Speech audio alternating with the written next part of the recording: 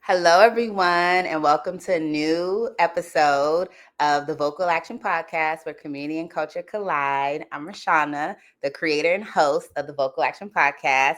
And today we have someone very special to me here, Diane Jones. Hey. Diane is very special to me because this is actually my first time meeting Diane in person.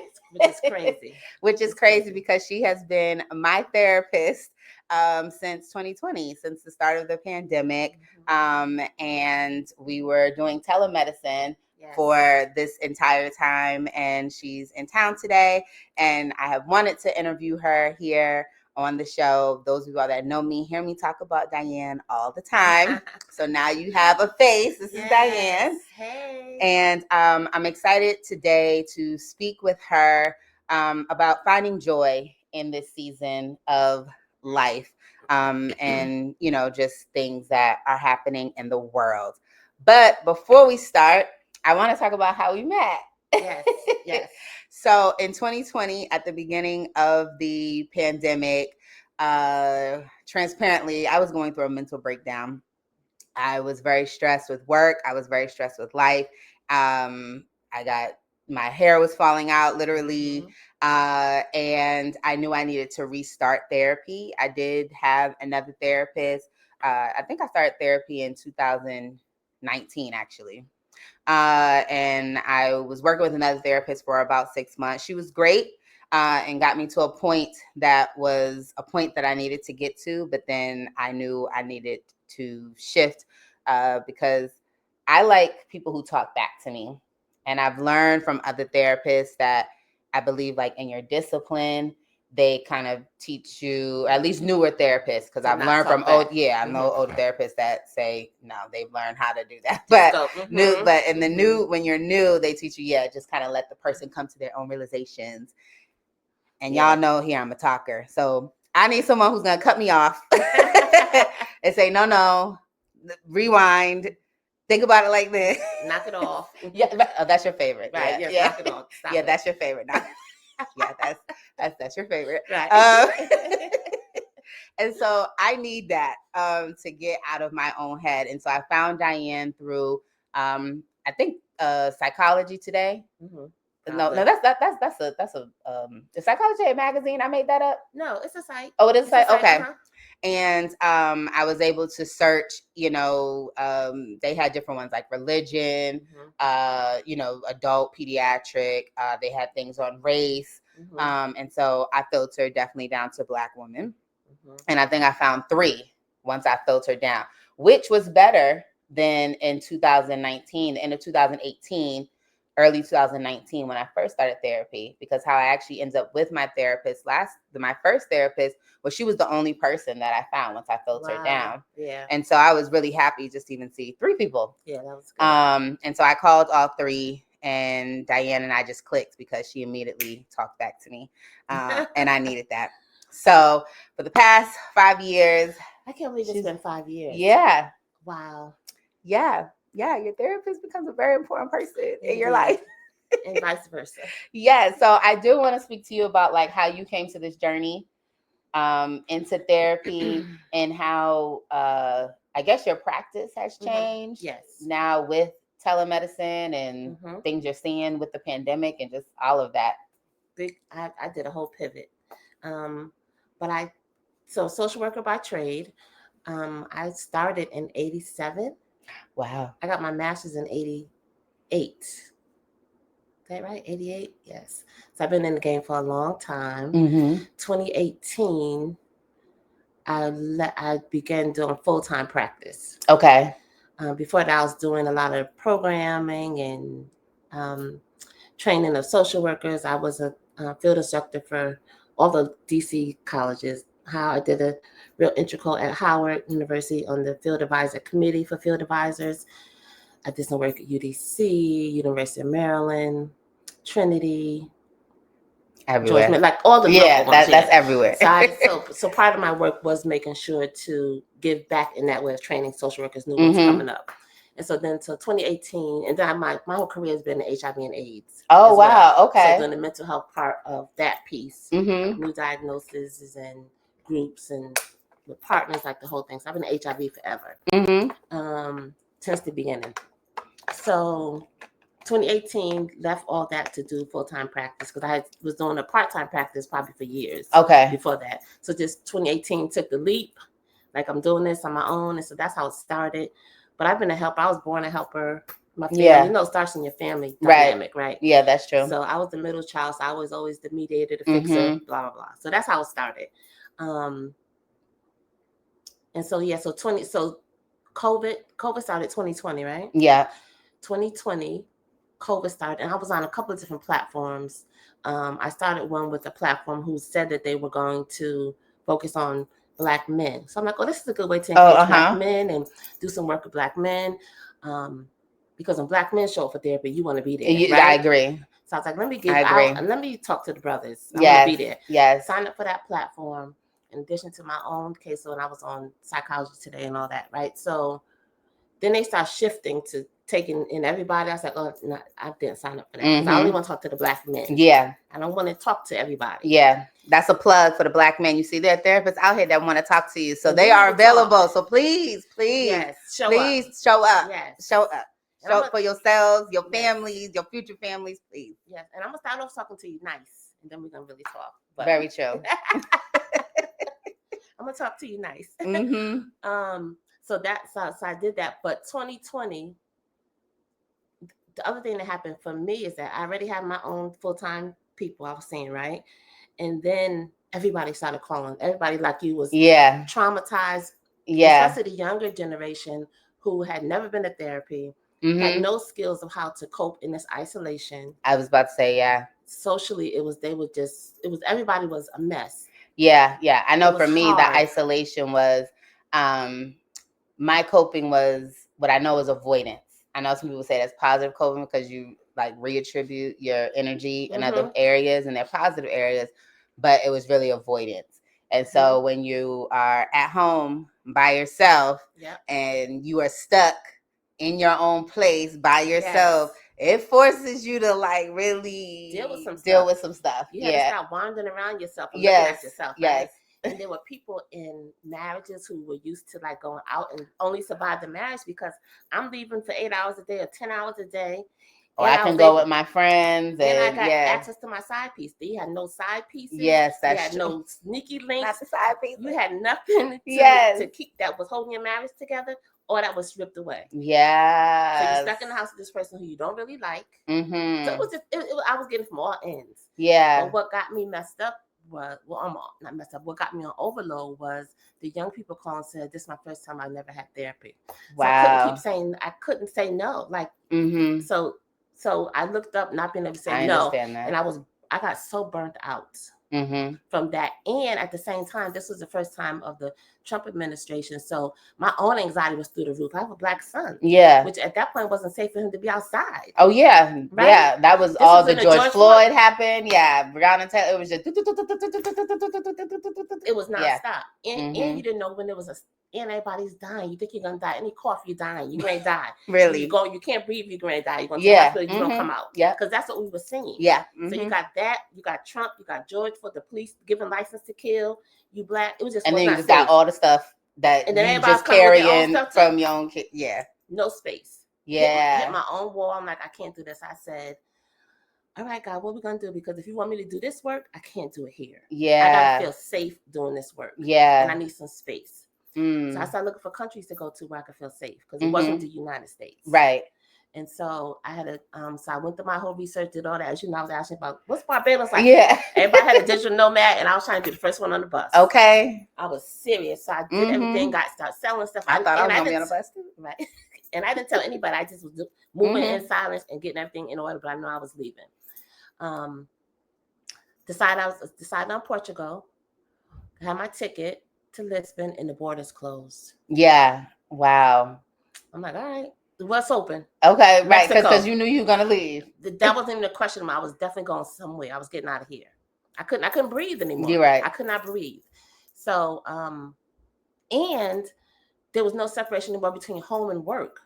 Right, because that's true. Your safe spaces now. Your work. No space. Everything was crashing in. I pulled up one day. I was like, damn, I'm back to work. I'm like, this is not work. I'm home. Right. I was like, it's time to go. Mm-hmm. So Mexico was only thing open, so I went to Mexico. Yeah. And I healed, and I told everybody I need a break. And I was trying to figure out how to get my flex spending to cover in-person service. It's an in-person service. Yeah, figure it out. Yes. So I did Mexico for 3 years. That was everything. And so when I did that, and that undoing of me, made me look at all this differently.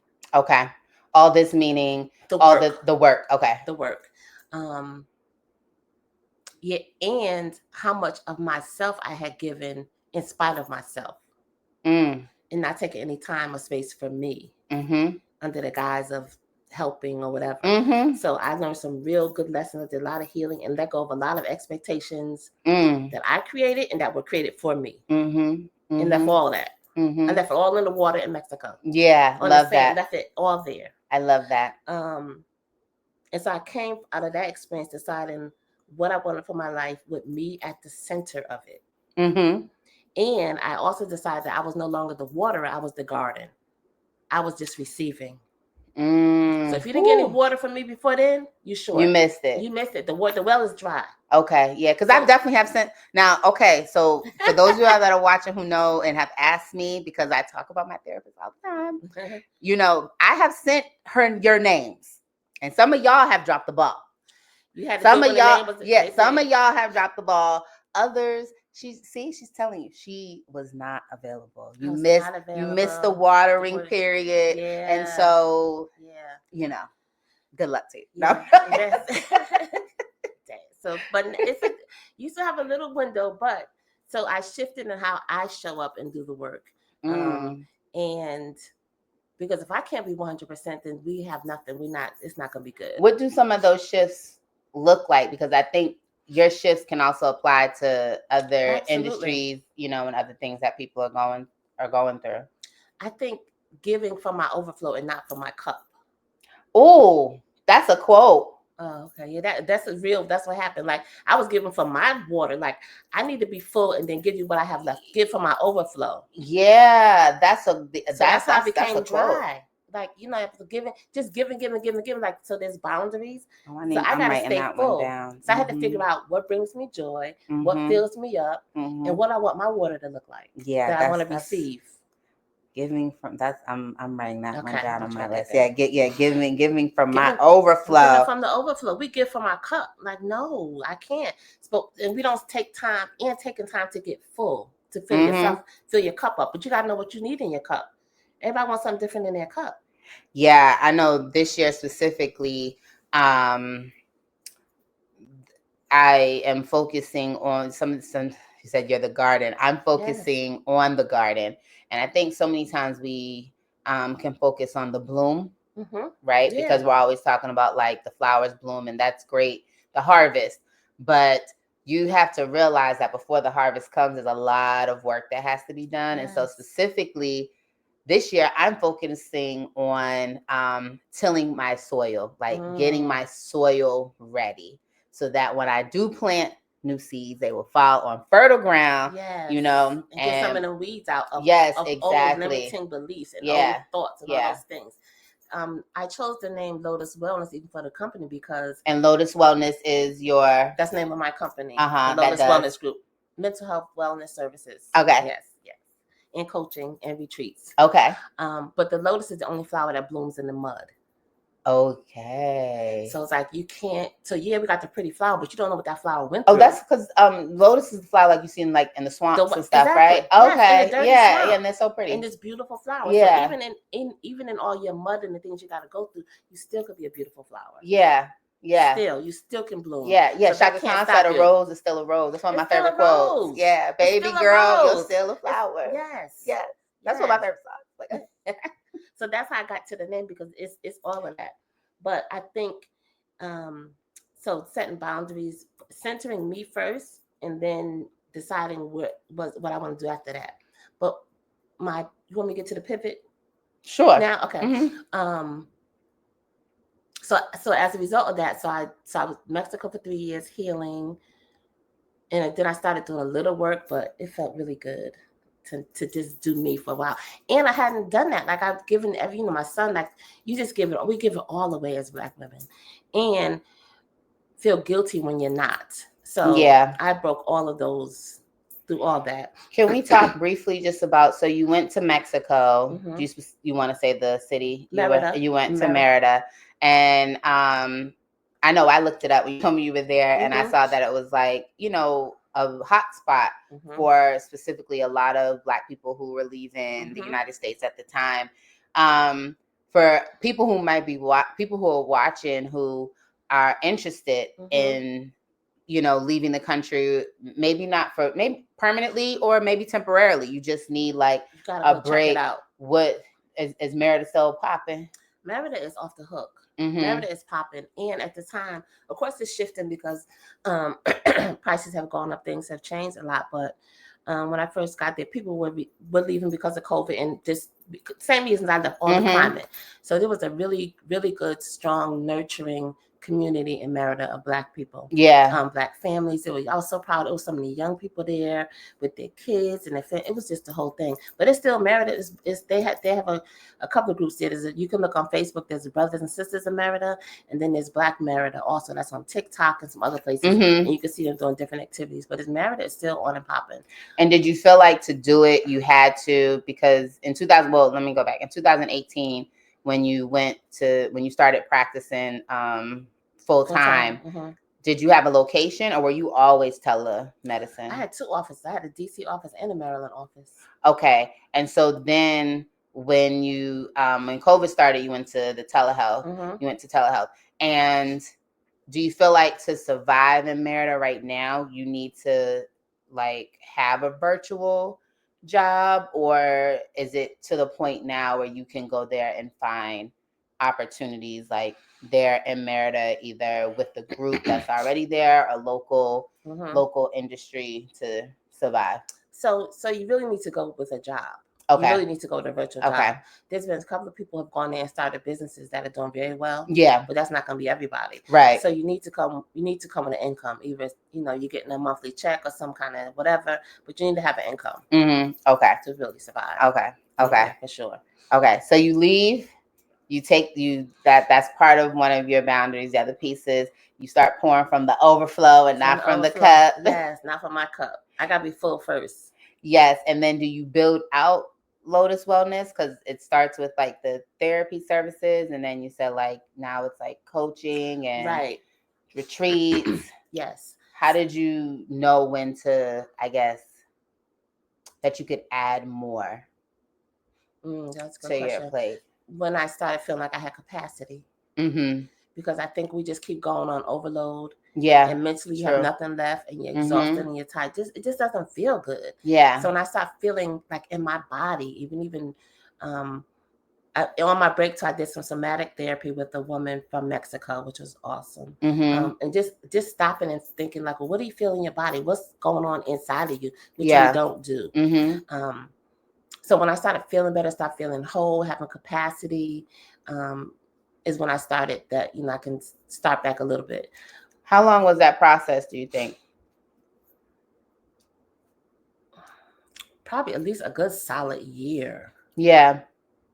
Probably at least a good solid year before I just had to undo and unpack all of that. Yeah. After years and years, and just make some decisions that became very unapologetic. Like, I'm choosing me, and people don't like when you choose you. That's true. Even not just as a therapist, but just even in your personal life. Yeah. People don't like when you choose you. And so I wanted to get far enough from everybody and didn't tell anybody. I went just to go, because I didn't need anybody's fears and dramas, the cartel. I'm saying I've never felt safer. Yeah. I mean, I chose Merida because Merida is the second safest in North America. Number one is Quebec. Merida is number two, the safest city in Mexico for sure. There's some theories that the locals have about why it's the safest, but it was very safe. I felt so good being in. I have to think about any of those things. And the people were so warm. It was the Mayan. The Mayans. They're so warm and welcoming. And just it was amazing. It was amazing life. That's kind of how I felt when I went to Belize. Yes. And when I went to Belize, they are very much connected to, of course, the Africans, but their indigenous are, very much Mayan culture. And I just felt, and I went by Did you feel myself. so- Yeah, yes, and I yeah. just, the people Very warm, just, right? yeah, I loved it. They wrapped their Yeah. arms around you, literally and figuratively. It was amazing. So when I got all healed up, I was on to my next thing and figuring out where I wanted to live next. I always loved Paris. Paris fans always called me. So you Diane in Paris? I'm Diane in Nice. Oh, in Nice. Okay. Nice, yes. I'm Diane in Nice.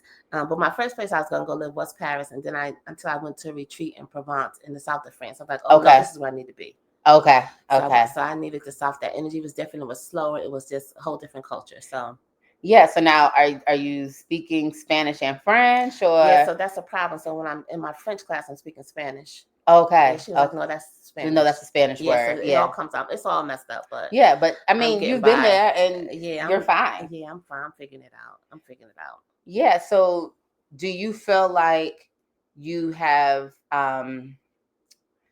There's this concept that I see on social media, and I guess I kind of disagree with it, but I want to ask you: do you feel like you are healed now, or do you feel, or like you attained what you set out to do, or do you feel like that is a constant journey because it means something different? Yeah, it's a journey, with every phase. It's a journey, not a destination. Yeah. There'll always be something else to heal from, because the more you keep, peeling back the layers, you'll see something else. Yeah. And the other thing that I realized is, like, so when you meet somebody and you fall in love, and so you're connected to, like, oh my God, I love this person, whatever. But it's not really you love that person. You love who you are with that person. The part of you that feels loved or is loved, that you love that, Rashana. That's so true. It wasn't even that person, but we connected to a person. Yeah. So it's like you become these different. I was different. I was a different Diane in Mexico. I'm learning. I love the French Diane and the French woman. Yeah. You know what I mean? So everywhere you go, you're always evolving. Yeah, that's true. And there's always work to do. Yeah. You're always, if you're conscious of it, you're always doing some work and figuring out. I'm in and out the thing. You're always figuring out. I'm looking at I'm over here just moving around, way out the frame. So I think it's a journey, not a destination. Yeah. You never arrive at, oh, I'm healed. You might heal from that particular thing, but there's gonna be something else waiting for you. Yeah, I agree. That's what we're here to do. We're here to learn and love. Like, yeah. That's it. Yeah. So if you're not doing that, then what happened? Yeah, I agree with that, and I think different situations makes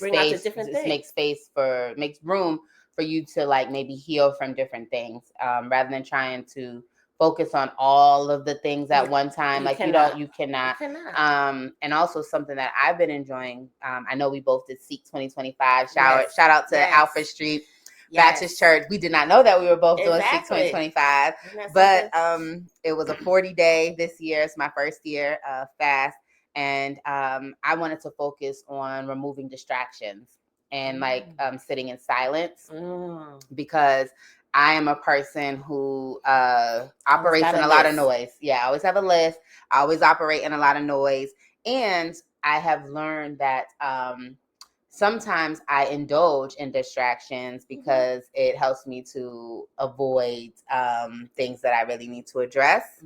And also, and in those distractions, I move further and further away from, like, what God has for me to do. And so something I've learned in the silence is just, like, now learning God at this phase in my life, and realizing too that relationships, I feel like we know this about, like, romantic relationships, because it's like the person you marry today is not the person they're going to be in, like, 10 years and 20 years and all that. Next month. Which is true. Yeah, next month, which is true. But, also your relationship with God is like that, right? Like, I hear him differently. And there needed to be an evolution. Like, I didn't realize that my relationship was, like, kind of stagnant, which wasn't beneficial for Mom Rashana. Wasn't beneficial for single Mom Rashana. And so, like you said, just, like, understanding that different situations in your life call for a different version of yourself. They're all a version of yourself, but it has been really nice to meet this version of myself, and to give myself space to, like, meet this version of myself. And accept this version of myself. Speaking of versions and all of that, there is a social media meme that is going around, and it's phrased very differently. And as I said earlier, the Vocal Action Podcast is where community and culture collide. So I want people to learn something from these episodes. I want you to feel inspired to do, right? That's vocal action, right? So you're listening to our voices, but I want you to feel inspired to do. And I also want you to then gain some sort of connection, either with the vocal action community, either with the guests. You know, that could be through the guests, that could be through me, but something that allows you to connect to the knowledge and the resources that you might need to do what you want to do successfully. And so, as the place where community and culture collide, oftentimes I will bring in different things that are happening on social media and the media and the world of our culture. And the meme said, "The world is falling apart, but Black people are out here looking for the fans." Where them fans where them fans at, right? And I'm one of the... Okay, yes. I'm ready. I'm ready. Yes. I'm going to the trail ride in May. Oh, you are? Yes. Nice. That's here in Maryland. Nice. And I have spoken to someone who is actually a part of the trail ride culture. I have never actually been a part. I do have to get my outfit together, but I have heard that there are some hesitancies that the actual people who are of the cowboy culture feel about the evolution of the trail rides, because it's taking away from, I guess, people actually being a part and learning the actual culture behind it. Just there to do where fans at. Right. And as I said, I'm a learner through I'm an experiential learner, and so I do plan to learn and learn more about the actual cowboy culture that is behind the trail rides. But I'm going to give you a Beyonce moment, and I am going to give you a boost on the ground, because I need that as well, right? That's what's actually bringing me to the culture. And so the meme, everybody laughs about this, right? But I got to thinking about it because I saw the meme when I was coming off of Seek 2025 and got back on social media, right, as we were beginning Trinidad Carnival. And it just reminded me of how Black people around the world always can find joy. For those of you all that don't know, when you look at carnivals, or you look at crop over, or you look at spice mass or sugar mass or whatever it is around the world where Black people exist, many times these celebrations come out of a rebellion. They are and they are rebellious in nature because it is contrary to the European or white culture at the time. And if you go back and you look at all the writings of the white people, just summarizing, their experiences with carnival, with crop over, whatever, you will see just how alien it was to them, how foreign it was to them. And so it had me thinking, like, we do always find some type of joy. And we're gonna make a joke about it. And I love that for us. Like, what is it? Embracing Black culture, I think, on Instagram. I love us because it can be something so serious, like when Trump we are so unserious. When Trump was first running for president and he was doing a debate, all we could talk about was the fly. Right? And I just love that about us. We're gonna laugh. We are going to laugh. We are going to dance. We are going to brunch. We're gonna keep brunching. And we're gonna rest. So, like, what is that? And as a therapist, as you said, you were met with an influx of people, and I feel like perhaps it might be happening again with all of the uncertainties that are going on now, where a lot of the same protections that even allowed people to protest for George Floyd, or, of course, get DEI and all those things, are just being pulled back to where now, it just feels like it's legal to do anything. Yes. Can you give people some tips on how to find joy through all of this? I think part of it is collectively what you just described. Like the coming together that this has created. Yeah. Like people like, oh, you think segregation is going to be bad for us? Oh, that's what we've been needed. Right. So I think there's the thing that happens when the oppression is um, vocal as and screaming loud as it is now, right? Yeah. So it just makes the press group come closer together. Yeah. And so I think we're more better prepared this time than the first go around with COVID. Mm-hmm. So I think we're taking a different and people can look at it like, oh, that's a trauma response. It might be, but it's survival. Yeah. Right. And so we have to laugh through it to keep from crying. And I think there's a part of us that's be like, we have survived everything. What Mm-hmm. else do you think you can do to us? And we still keep rising. Yeah. So what the part that they don't know is that this keeps making us stronger. Yeah. And so your reaction, your response, or you think that's gonna break us? And we're like, all right, well, we just drinking our coffee and watching you implode. Yeah, right. Because what you want us to do, we're not coming to your aid this time. And I think there's a thing, the 92%ers, which I'm a part of on TikTok, is that we told you, so what you want us to do now? We're not saving you. And I think one thing that I have loved about this is that Black women have finally sat down. Because I know I'm not coming to fix it. Yeah. I'm not coming to save you.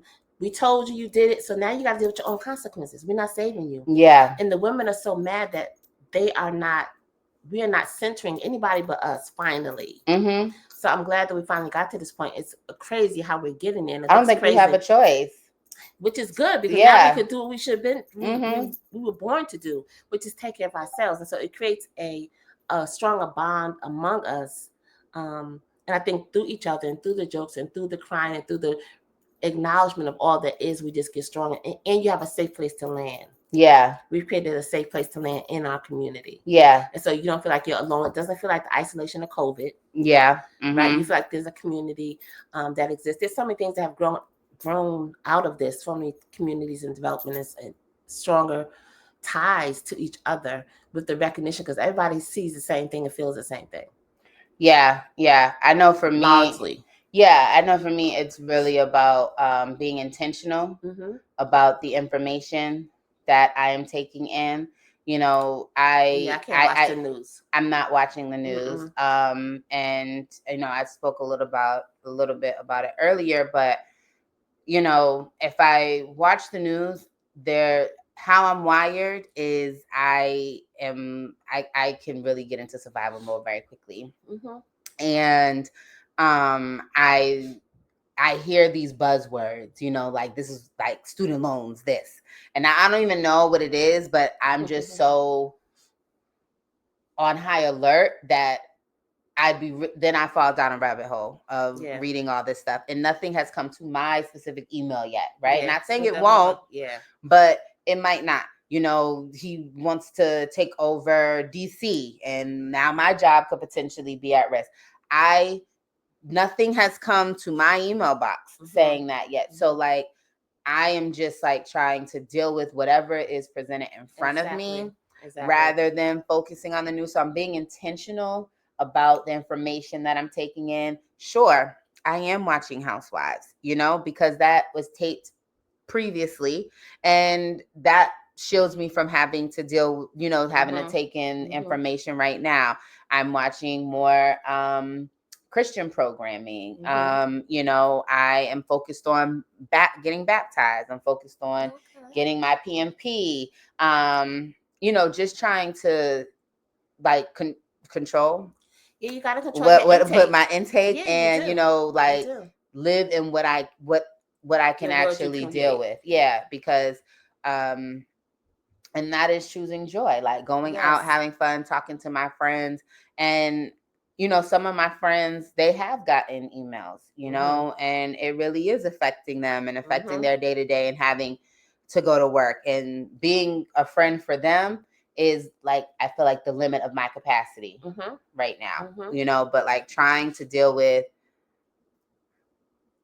everything. And I have felt, I know at first I felt kind of bad, because I was like, oh, I'm normally the vocal person that is, about like politics. Y'all know me, that normally is me. But because I was doing the fast, and because it was 40 days, I missed that, and it just was like, I just don't like, I don't have it in me. And what else is left to be said? Yeah, you're right. What else? We're definitely at the point of get somebody else to do it. Yeah. Because what else you want us to say or do? Yeah. And so it is, I think what we have left is, you asked about tips. I think you're describing it, and that is creating a life of joy for you and what that looks like, and figuring Yeah. that out. And that is limiting your intake of negative information. You can't keep being bombarded with one negative thing after another. Think it's not going to affect you, Right. Yeah. Because then if you think you're putting out of your mind, it doesn't go out of your mind. It's coming back for you. Yep. So controlling your intake. Only do those things that bring you joy.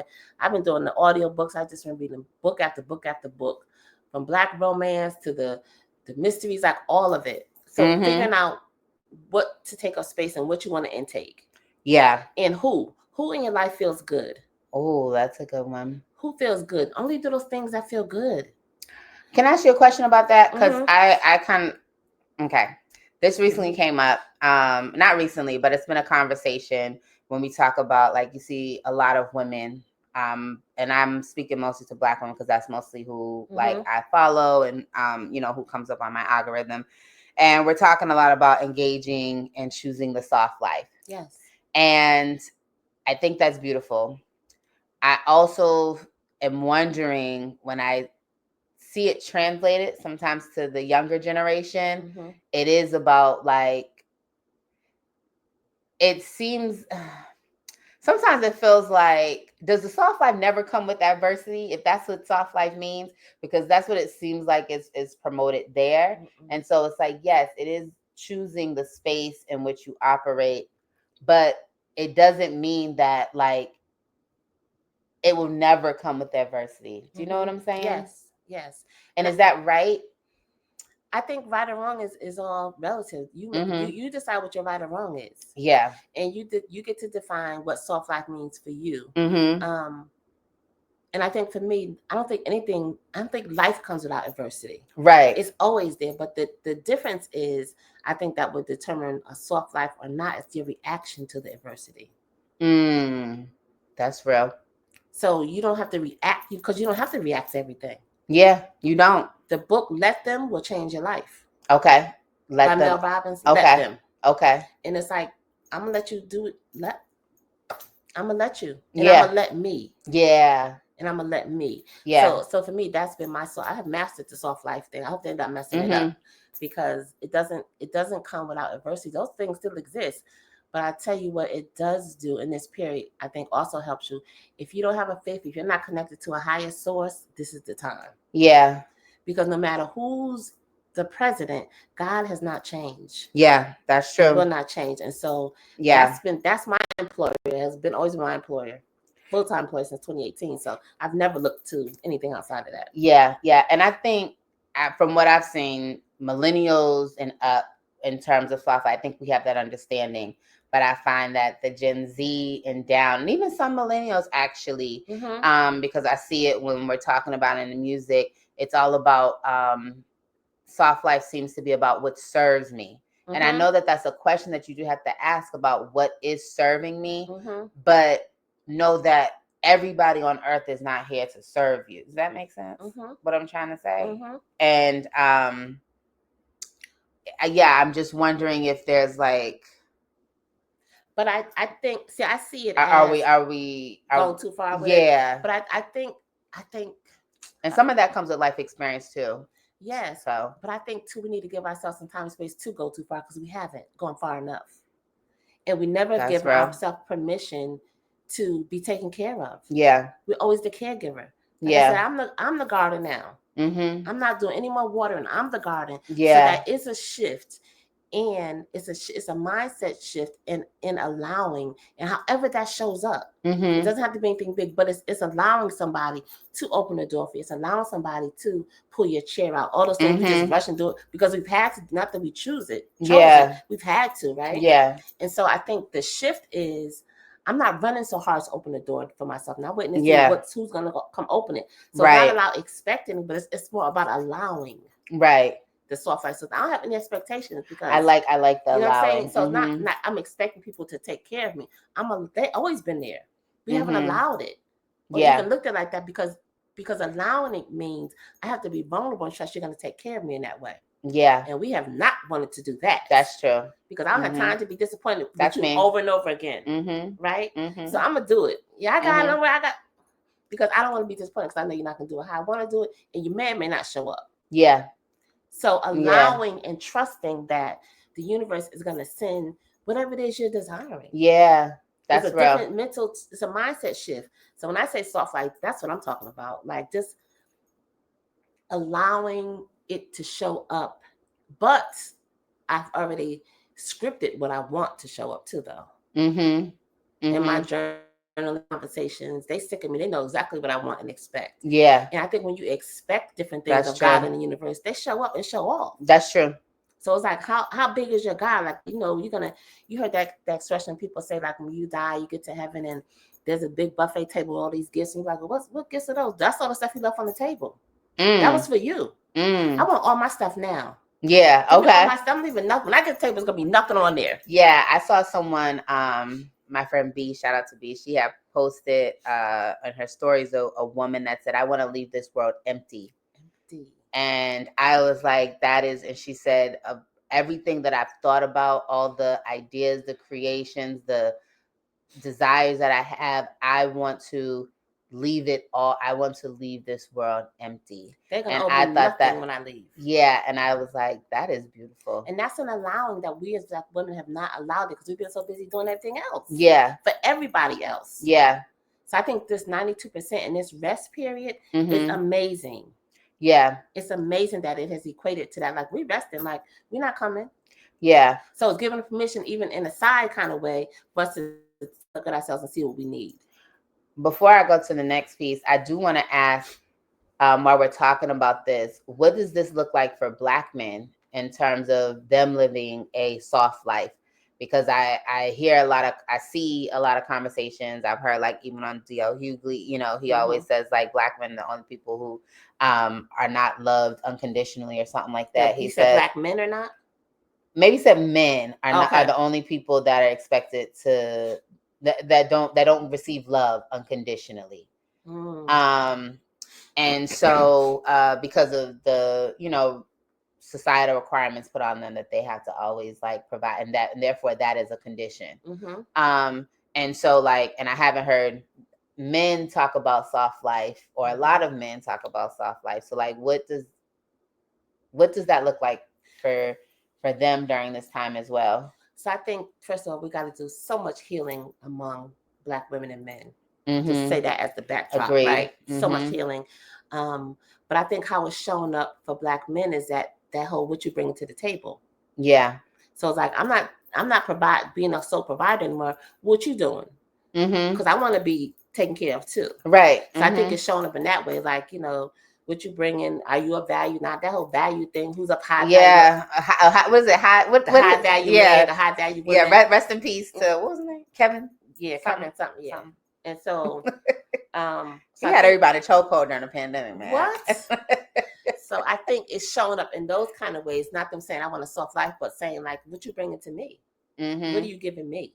And understanding too, like, when you talk about the healing, right? And we've talked about this even in, like, my personal therapy sessions around, like, expectations and understanding that, like, for this example, if a man is saying that, it's not coming from a place of necessarily challenge, right? Is that what that means? Like, it's not coming from, like, what do you bring to the table? And because I think a lot of Black women are gonna be like, what? I bring the whole table. No, I'm the table. I'm the table. You know what I'm saying?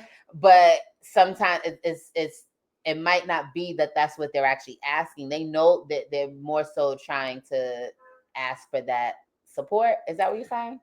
I'm saying that's the ideal. Okay. But I think it depends on how healed the Black man is. Okay. Where he's coming from when he's asking that. Okay. So I think sometimes it is an adverse thing, like, what you bringing? I'm tired of. So it depends on what his experience has been. Okay. How he's asking that question. Okay. But I think part of it, I think the overall, to answer the thing about, are they living soft lives, is that there is some recognition on their part that I need more. Yeah. I want more from you, and they might not know how to ask that. Yeah.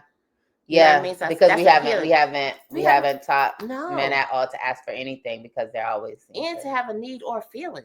Yeah, and that's then not true. to attach a word to a feeling. Yeah, because if as a child, you hurt, you don't hurt, get up. That didn't hurt, get up. It did hurt. Yeah. So we teach them very young not to feel, to suppress their feelings, and then we want them to be grown, full men talking with emotions and relationships. From where? Where did they get it from? Yeah, and They I don't have have it. and I have a daughter. Sometimes, I call her Academy Award because she's very much a Cancer, and she can be an Academy Award. Yes. But I also catch myself sometimes too, like if something, like if like she falls or whatever, before I say like you're okay, because that's normally like the first thing I want to say to let her know like it's okay to fall. But I'm just quiet and I allow her to tell me if she's okay or not. because if I say you're okay, she might not actually be okay. And then whatever she's feeling now, she might think that hurt is okay. Yes. And it's like, well, no. And it's not safe to tell you how I feel. Right. So you want to just be like, yeah, how does that feel? What happened? Not you're okay, but are you okay? How you feel? What happened? So we didn't ask. So there's a lot of things that happen with the Black man piece, but I think that soft life piece is coming out by asking what you bringing to the table. Yeah. And I've always said I think we need more conversations. There's always these debates. God, yes. I know during the pandemic, when I first started therapy, Clubhouse was a big thing. Yes. And there'd be so many debates around man versus women. And I would hate it because it's Black women, Black men in the room. And we're doing all these debates versus like, can we have the party? Can we just have a party? Can we have some music? Can we love on each other? Can we go back to where the DJ, puts the slow music on and you gotta ask, men, grab your lady up and ask her if she want to dance. Like we need more facilitated events like that, that are not, and I think let me not say, well, okay. I like the speed dating, all that, but without the pressure of like the expectation or hope of romantic romance behind it. Just like friendship, meeting, having fun. Yes. You know what I mean? Yes. Because people always say that those are the foundations of a good, healthy relationship anyway. So I think we do just need more things just fun. And I'm hoping that that will come out of this joyous season where we're forced to make joy. Each other. Yes. Yeah. Mm-hmm. And I think the other thing that needs to happen is that we need to become a safe space for each other again. Yeah. It doesn't feel safe. Yeah. You heard the whole debate about the women rather choosing the bear than the man if you're stuck in the forest. No. You ever heard that was another thing on social media somewhere. Is like, if you're stuck out there in the woods, would you rather be stuck with a man or the bear? And the women said the bear. So Black men went crazy. So I feel safer with the bear. I don't know. The bear. You don't know the bear. Some women, depending on type of bear, that bear. Some women's experiences with men have been that's so true. I feel safer navigating with the bear than with the man. I don't know what the man's gonna do. I know what the bear gonna do.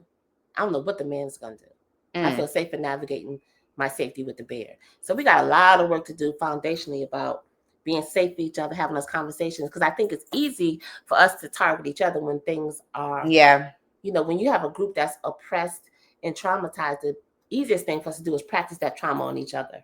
Yeah, and even beyond oppression, like just whoever, most of the times when someone is in a pressure, a situation, they're gonna lash out on the person that's closest to them. That's what I'm saying. You know what I mean? Yeah, like, and that just, it's the safest to target you. Yeah. And vice versa. Yeah. So we got to become safe again. We do. And that starts within yourself. Yeah. And because you also, allowing. And not taking it personal. That's. And not taking it personal. Like, I don't even know you. Why am I reacting to what you're saying and doing? Mm-hmm. That whole let them thing, I'm telling you, is a game changer. Yeah. Let them by one more time. I think it's Mel Robbins. Okay. I think her name is Mel Robbins. Let them. Okay. Yeah. Game changer. If you do nothing else on this, get that book. Do yourself the favor. Let them. And then let you. Yes. Speaking of safety and conversations, the last thing I wanted to briefly touch on is it's something that kind of grinds my gears when we're talking about these conversations on social media, because people have access and to mental health services. And I don't know if everybody's in therapy, but enough of us are in therapy, because I wish everybody were in therapy. Well, true. But enough of us are in therapy and have been around people who are in therapy using these words. And especially when you first start therapy. When you first start therapy, you're kind of very raw, and everything like affects you, and you're very sensitive. But these words are being thrown out on social media. And there's like 3 things that I've heard recently that I just want to clear up about what it actually means, because I do feel like they're being overused, and because they're being overused, they're being misused. The first one is trigger. So I just did a quick Google search, and it says in psychology, a trigger refers to a specific stimulus or event that inflicts an intense emotional reaction or psychological distress in an individual. These reactions can vary widely from mild discomfort or severe anxiety, panic, or even flashbacks. So, and it's associated with a past traumatic experience or mental health conditions. So I just see it all the time. People are like, oh, that triggered me. You're triggering me. You're triggering me. And how would you describe the line between someone triggering you versus someone just getting on your goddamn nerves? You know what I mean? Yes. Like, yeah, it's been amazing to watch the evolution of the mental health response to me, because now it's cool to say, "Oh, my therapist," or "my therapist." Before it was taboo. You couldn't even say you had a therapist or talk about anything related to that. I feel like even when I started therapy, people was just like, "Oh, I'm sorry if I was like, whoa, wait." Like, right. So I think people now have these words that they learn in therapy, and everybody just use them as weapons. They're really weaponizing some of the words. Yes, that's how I feel. Yes. They're really weaponizing some of the words and using it as a thing like, oh, okay, I'm trying to trigger you. Like, that's a big word. Yeah. And so I think both of those things could be true at the same time. Like, it could have really triggered you, or it could be just you saying, like, it's triggering, like, I don't even want to deal with you. So can you give like what would, like how do you know the difference? How would people know the difference? And like, am I being triggered right now, or am I just getting upset? So I think people who have been in therapy for a while can use it to avoid situations. Right. Right. And so if I say to you, oh, that triggered me, that shuts the conversation down. Right. So I think people use it. That's why people use it as weapons. Because we'll be triggered all day if that's the case. Right. And that's what it seems like. People are triggered all day. And so I wonder then what you're really working on in therapy. Because it can't, there's, of course, when you first realize and learning about things that have happened to you, certain things will trigger events. Like the people who've been in the armed services, certain things trigger post-traumatic stress things for them. So those things happen, but everything can't be triggering you. Yeah. You got to be working through some of it at some point. So yeah. I think people just use it. We just use it now as a way to not deal with things sometimes. Yeah. And a trigger doesn't always require a response, right? Like you said, a lot of the time the trigger is for you to know, like, oh, I need to still work on I'm that. Triggered. Right, exactly. Because I said to you, I'm triggered, so now what I want you to do. Right. You know what I mean? So it's not your responsibility that I'm triggered. Yeah. I still have a choice in how I respond to whatever happened. Yeah, because you see on a lot of the shows and on social media, people are like, you triggered me and you need to da. And I'll be like, no, the trigger is actually your personal thing. Not saying the person didn't upset you and they should not upset you, but that's a little different. The trigger is for you to know that whatever the person said or did to you triggered you, and that you, like you said, I still got work to do. You have to do, because that's just like telling somebody, oh, you made me feel such and such. I can't make you feel anything. You decide to feel based on what happened. You decide a feeling. You pick one. And so you pick whatever you associated with that action, but you still have what a power. And I think it gives you a power when you keep saying, oh, you triggered me, because so then you can be just triggered all day. So you got to take some of your power back and own that. And I'm gonna decide, even if I feel something inside of me triggered, I'm gonna deal with that when I get home, out of your presence. Because you don't need to know, I don't need you to have much power over me. Knowing that you could trigger me, because now if I don't like you, I'm gonna keep triggering you. I know that's a button. And I got you all off your game. So people use it against you. So I'll be careful with telling people, oh, that triggered me, this triggered me, that. That's true. It's not a safe space, because it could be used against you too. That's true. And do your work. Do your work. Next related word is gaslight. So in psychology, gaslighting refers to a form of emotional manipulation where a person deliberately tries to undermine another person's reality, making them question their own thoughts, memories, and perceptions.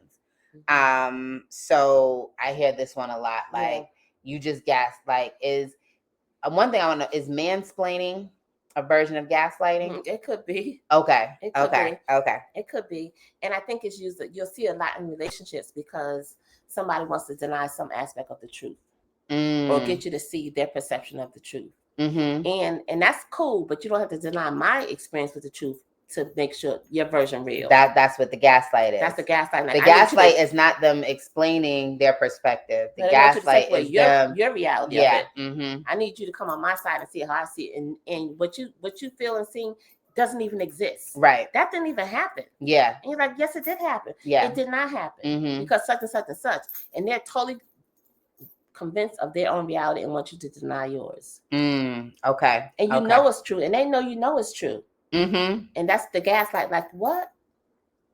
So that happens a lot when the manipulation happens. Somebody trying to get out of something or need you to not see what you saw or know what you know. Yeah. They're gonna tell you another story and want you to believe it. Right.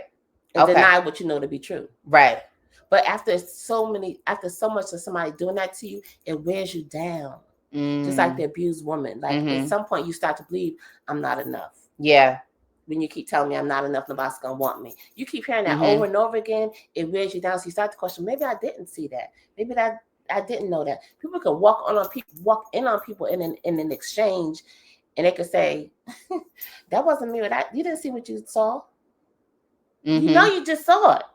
But it makes you question your own reality. Yeah. After it keeps happening to you. So yeah. It happens a lot in abusive relationships. Or emotionally abusive relationships. Yeah. Sure. Yeah. And the last one is a little unrelated, but still related to misuse of words that grinds my gears. And probably because now I'm a mom. Is this idea, I just want to clear up postpartum versus postpartum depression. Postpartum refers to the period after childbirth. It's just a period of time. That's it. While postpartum depression is a specific mental health condition that can occur during this time, characterized by persistent sadness, anxiety, and other symptoms requiring treatment. And so postpartum, how I like to think about it, is you are pre-baby, pre-childbirth, you are PC, and then you are PP. And so that's all it means is that it's just a period of time after you have given birth. They say typically consider the first 6 to 8 weeks after delivery. However, I have seen, because as we're learning more in the space, I've seen things say up to 2 years. Because there's a lot of transition that happens and things that you're not able to, you're not able to deal with, and there's a bunch of different things. A lot of factors. Yeah, I've even seen some things where it's like you don't even really come back to yourself till 7 years. It takes a minute. It takes some time, but I just want people to know postpartum. When you don't ask somebody if they don't ask a birthing woman if she dealt with postpartum, because she had a baby, she's living. Postpartum is the time period that she has lived through. If you want to know, she had postpartum depression, that's something different. And then also what I want to know, is it possible to have depression during this time that is not postpartum, that is not related to childbirth? Absolutely. Do you think? Okay. Absolutely. Okay. And you could be grieving the life before a child. Yeah. I think many of us go through that. And grieving who you were before, grieving your body you had, grieving the time you have for yourself, grieving your sleep. You can be grieving a whole bunch of things, but we don't talk about it because you're supposed to be so happy being a mother. Yeah. So women suppress that and just swallow that. Yep. And then you're depressed. Yep. And you're happy, and you're not just supposed to be happy, and all those conditions we have, we put on women during birthing time, it's a lot. Yeah, no. It's a lot of pressure. Yeah, no, it is. And have a happy Mother's Day, all that. My Mother's Day might not be happy. That's true. So I don't say it anymore. Happy Mother's Day. Have the Mother's Day you're having. Oh, I like that. And you're allowed to have whatever day you're having. If you want to be sad today, be sad. You don't have to be happy. Just have Mother's Day. What about all the women who can't have kids? I know. I always I try to. It's a very sad day for a lot of women. For a lot of reasons. So it's not happy Mother's Day, you're a mother every day, but have the Mother's Day you having. Unapologetically. Yeah. However that feels for you. So I don't put the pressure on you that you have to be happy on that day. Yeah. Yeah, that's true. Yeah, or any day. Any day. But that day, so happy Mother's Day. Yeah. But y'all tell me happy Mother's Day, okay? I want to hear it. but I completely understand. Yeah, and I think they're just So yeah, as we close, um first, I just want to say thank you for number one, agreeing to do this podcast, but also for being such a staple in my life for these past 5 years. It's really good when you can find. I am fortunate that I have never had the experience of, having to like meet a therapist and then it not working out, so I've been very fortunate in my journey, and definitely fortunate to have had my therapist through all the transition that you talked about. For and all the transitions in my life which have happened in the past 5 years.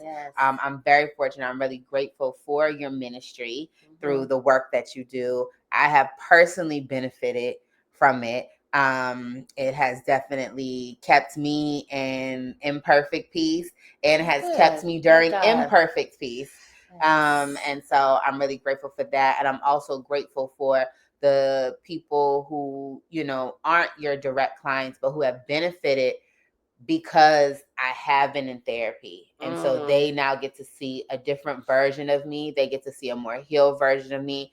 They get to see a more loving version of me. You talked about like just being open and vulnerable and, all of those things. They get to experience that version of myself, whether, through my actions, through maybe like repeated phrases or words and teachings that you have given me that I can then pass to them. And so I am very grateful for that. I'm definitely, and I said I was going to cry on this podcast, and I'm not on this episode, but I am so grateful that my daughter gets to experience the woman that I am right now. Because of the work that I've been able to do specifically with you over the past 5 years. She gets a mother who is just very confident, very knows that she's worthy, knows that she is deserving, knows the things that she wants her daughter to get earlier that she did not get. And a woman, I just prayed this prayer the other day of how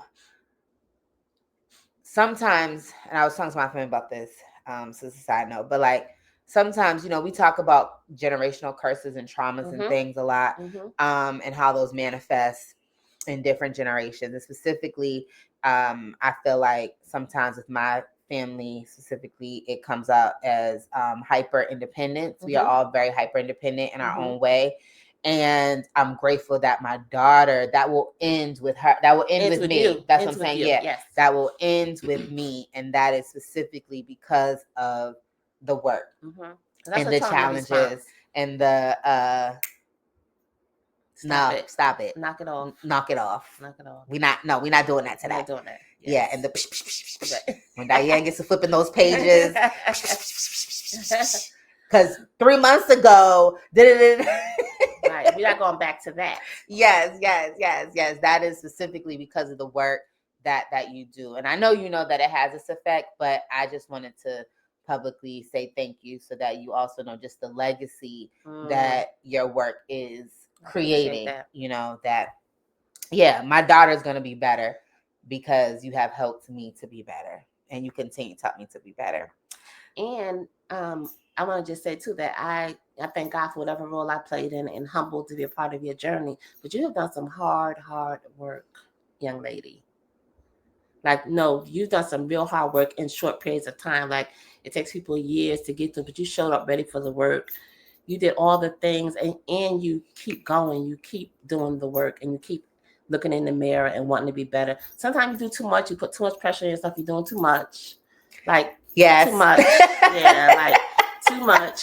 But you've come a long way. Yes. And you've let go a lot of fears. Like, you've done some great work for yourself. Yes. And so your daughter will not have to carry on those generational curses. They stop with you. Yes. They're not going any further because you're the generational curse breaker. Yeah. And so, but I will say that Ayala chose you to come yes. through. Yes, she did. Because of this lessons she had to come here and learn.